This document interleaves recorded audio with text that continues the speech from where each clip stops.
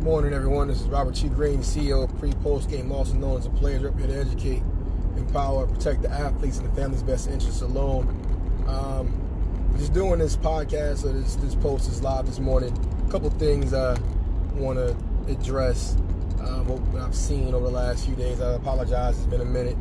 Been extremely busy with some current event situations. But again, for those who don't follow, government or law, Senator Tom Cotton, I spoke on as slavery being a necessary evil. And again, it just brought to mind, based on the things that I do and what my company does pertaining to athletes at the earliest level.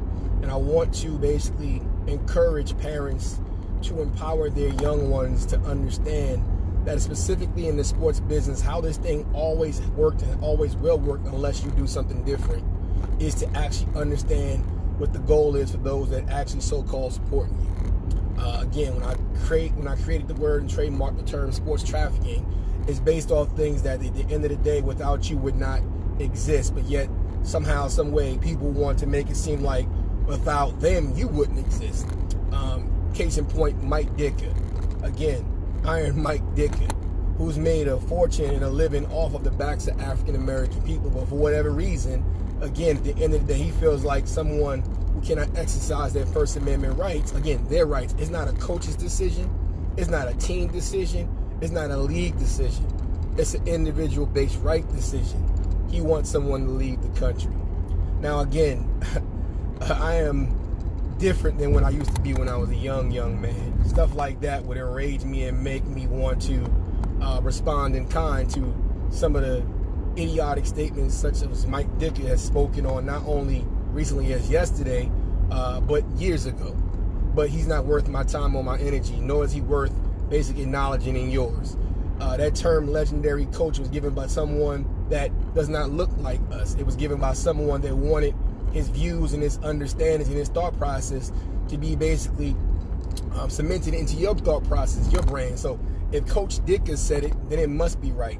If Coach such and such said it, then I must be horrible. If Coach such and such said it, then I must be the horrible person that they say I am. And at the end of the day, when you have the support of the so-called fans of the media supporting that, is a really hard pill to swallow and an uphill fight to go through. And I understand, and it's reinforced again why when I say their voices will be heard, and people contact us in many areas pertaining to their support and strength and in business endeavors pertaining to sports and in life, is because I'm willing to say and do what's necessary to protect their best interests, where you will find most people will not. But you will find more people that's willing to use them in their own specific best interests, abuse them, disregard them, and then say things such as next man up. There's no such thing as a team when someone all of a sudden gets hurt and then you now say next man up. See, I have a background in mental health, unlike some people that in social media who wants to talk about and critique who I am and what I do. I don't need to validate myself to them. I respond and I do things in kind for two things. But the main thing is results. I get results. Our clients know we get results. So at the end of the day, that's all that matters. Trying to explain yourself to someone who does not matter, who does not want to see you succeed, who really could care less if you succeed without you doing things on their behalf, is people you don't need to basically respond to or basically work to try to appease anymore in your life. Trust the facts, not the process. So when a senator says slavery was a necessary evil, then once again, the next question should have been well, why was it necessary? So we can get to the facts about the truth of how things were built.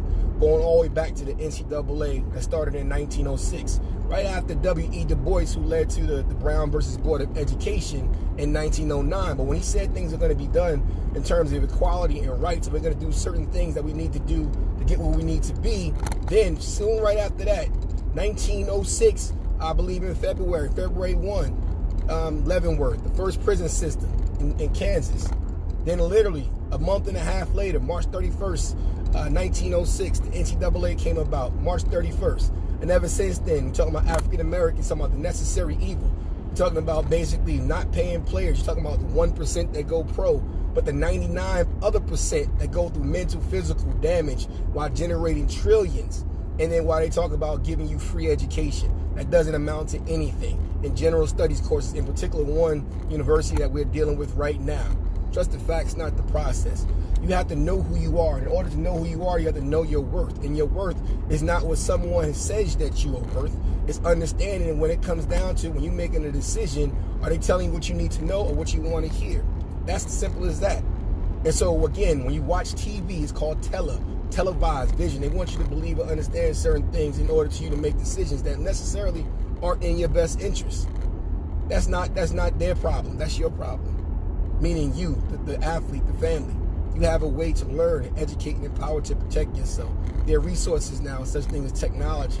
There's resources such as ours. As like I said, at the end of the day, we're talking about the NCAA, talking about begging Congress to get them federal protection in regarding to protect the schools and the actual institutions from a name, image, and likeness lawsuit. At the end of the day, name, image, and likeness was given to them by their mothers and their fathers and was stolen by the NCAA based off documents that were signed, that was presented by coaches, but based off the things that the kids and the families did not understand.